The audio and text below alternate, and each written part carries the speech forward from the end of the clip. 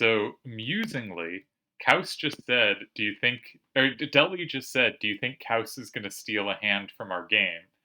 And then I was like, huh, I wonder if Kaus is playing, and Kaus versus Cliffy is happening right now. Kaus has gone the most balanced direction of any player we've seen yet, except for Cliffy, who's gone even more balanced.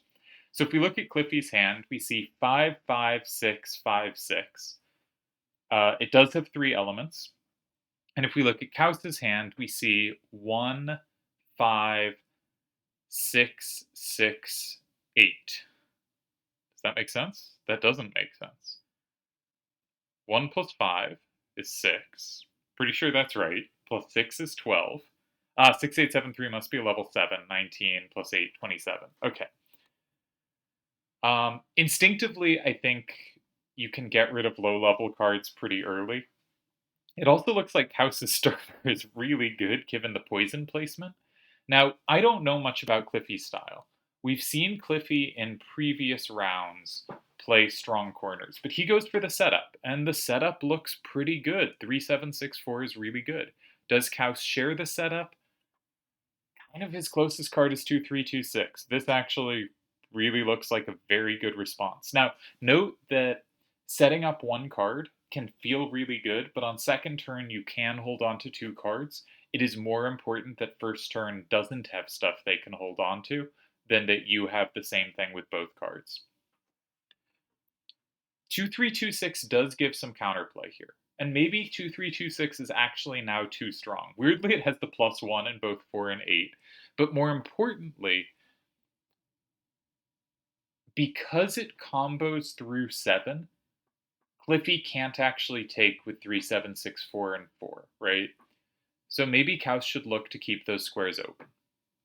If you're looking to keep those squares open, the obvious square to go is 3. But I'm not sure there's an obvious card to put there. So where else might you go looking?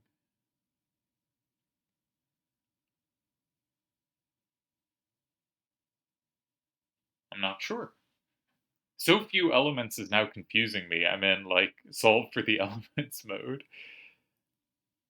One interesting thing is 6873 is actually safe in 4 because of the +1. So if you force the action, this might be an appealing way to go. 6873 and 4 probably forces 3764 and 8. Something in 8. You know, it could be 6367 as well. And then you play 9628 and 9, and you have 8 and 9 safe, and you have 4 safe. But you do have 2326 still in your hand. But 2686 might be a really good finisher. It lines up pretty well with the board. So I could see that being a strong plan, potentially winning plan.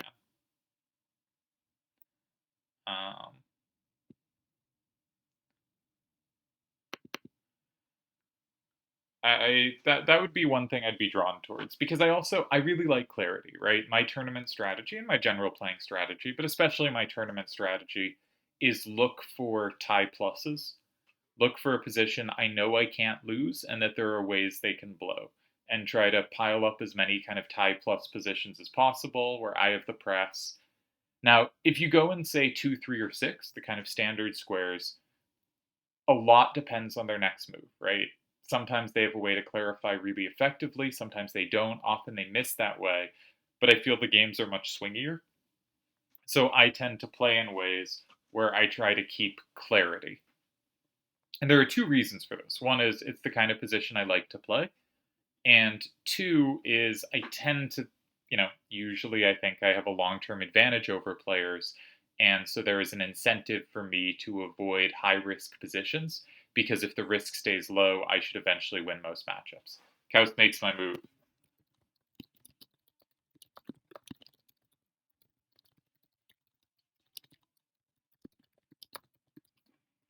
Um,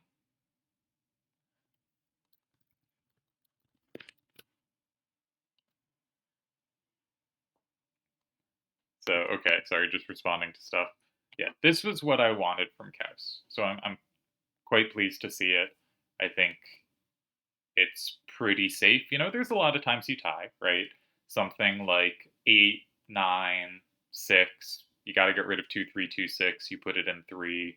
They flip it with a 4 to the left. 2, 6, 8, 6 doesn't combo. You get a tie.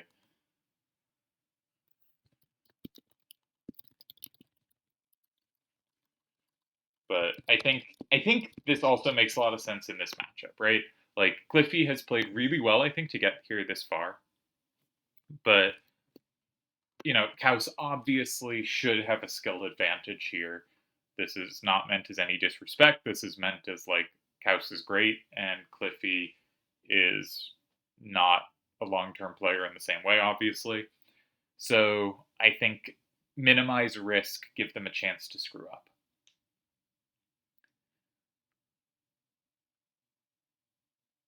And there's ways to screw up here.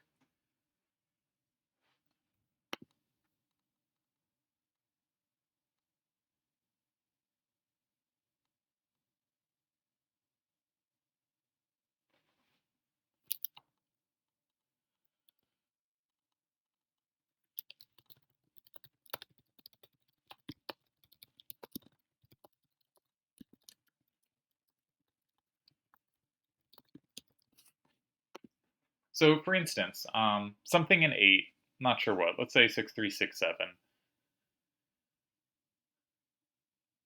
Ifrit 9, say 7, 8, 3, or no, probably not that card. Say,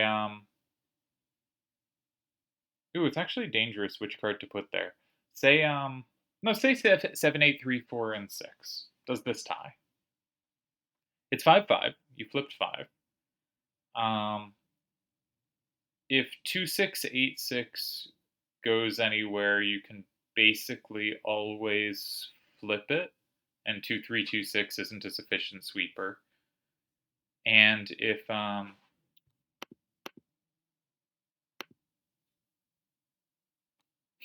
Deli's confused what game I'm watching. What game is he watching?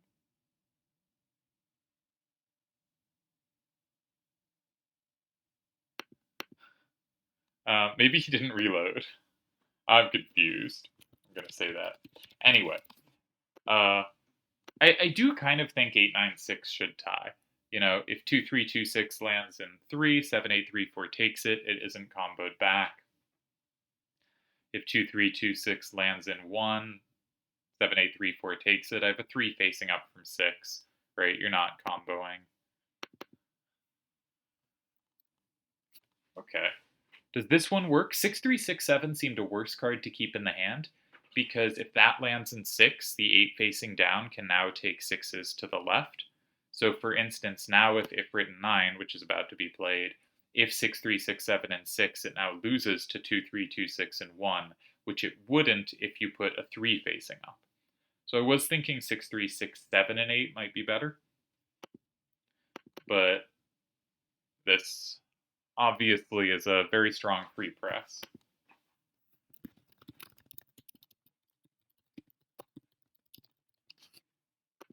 Okay. Deli was assuming Kaus would go in 9 here. Sorry, in 1 instead of 9, which is interesting.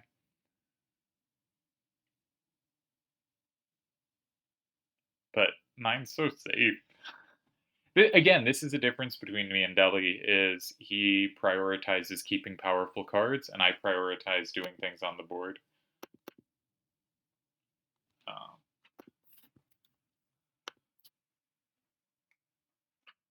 But now it's tricky, right?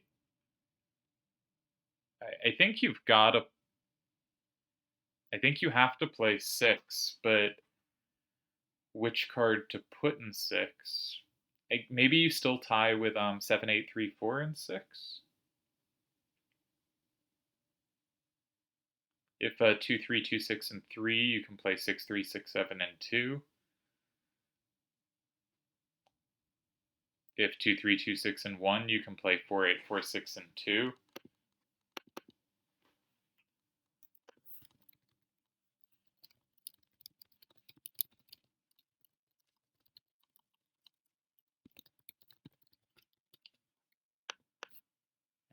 Now Kaus wants, now Delhi wants 3 instead, going for the Q. Yeah, Kaus could have taken some time to think here.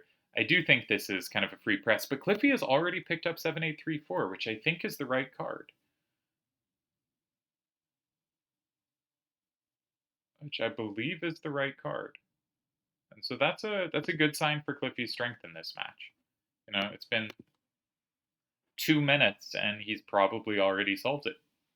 Cliffy might be a much better player than I've estimated.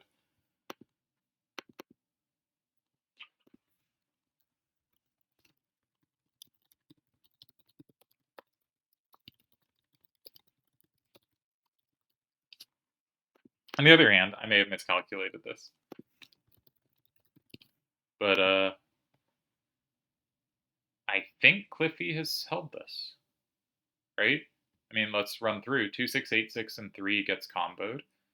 2, 6, 8, 6, and 2 gets comboed. 2, 6, 8, 6, and 1 is kind of ridiculous. But actually, it's kind of close. It beats at least one movement too. That was 2, 6, 8, 6, and 1. 2, 3, 2, 6, and 1 is met by 4, 8, 4, 6, and 2. 2, 3, 2, 6, and 2 is ridiculous. 2, 3, 2, 6, and 3 is met by 6, 3, 6, 7, and 2. Well done to Cliffy. Yeah. Nicely held the game. I really expected Kaus to win this game.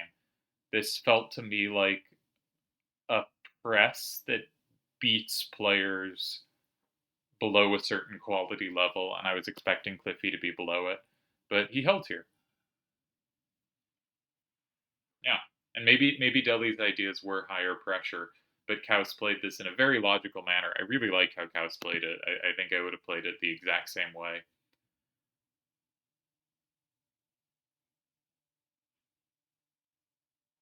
Yeah, very interesting game. Good job, Cliffy. Again, I don't mean to ever be like disrespectful of players, but you know, it's not even the win-loss record. It's just you see someone that's played 700 games and presumably most of that closed, and it's really surprising to see them playing this well in open. It's just not a large sample. Really well done. Yeah.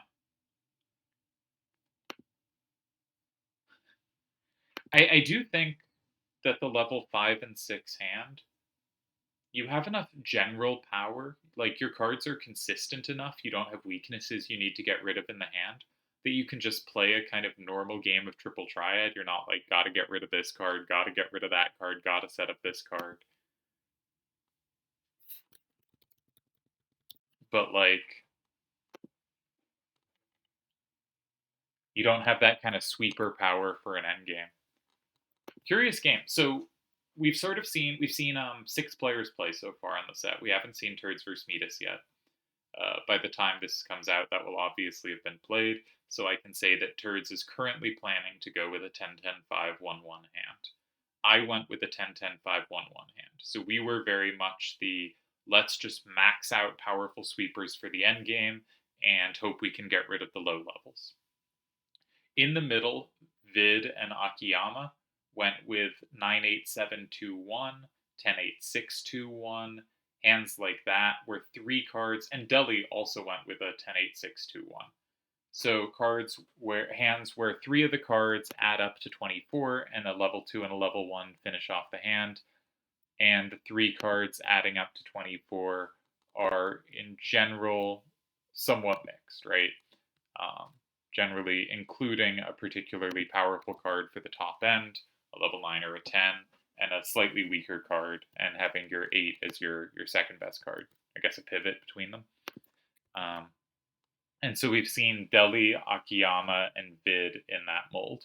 And we've seen myself and Turds really pushing the kind of the max, if you're min-maxing, the max kind of risk-reward version.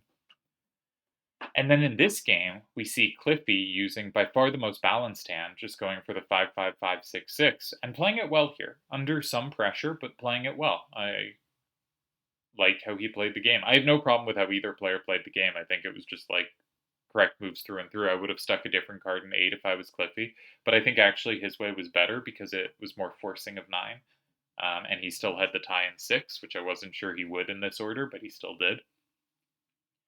Yeah, so he goes the most balanced route. We don't know yet what Midas will do, but I'm gonna guess he'll be in the Vid Akiyama Deli range. And Kaus went 8, 7, 6, 5, 1. So Kaus went, I want some higher level stuff, but I'm only willing to sacrifice one card to get it. And I don't need to get to level 10. So we see an interesting thing. Cliffy is gone, all my cards are going to be fine. Not going to use any low level cards. Kaus is gone, I'm going to use one low level card. Every other player has gone, they're going to use two low level cards, though Turds and I committing harder to making them really bad cards, while Deli, Vid, and Akiyama not quite as committed to them being garbage. And so we have a kind of range here, kind of different levels of. I've been calling it ambition to myself, but I think ambition's the wrong word. But kind of, it's not really risk reward either. But like how much you're willing to sacrifice one part for another part. And there's kind of the direction from balanced to really split. I feel there must be a better word for this.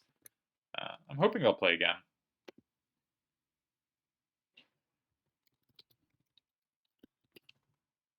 So we're just gonna. I think I'll pause the recording for a moment, and if the video just ends for you here, that means they didn't come back. But if it doesn't, we'll put a second game in this video because that was pretty quick.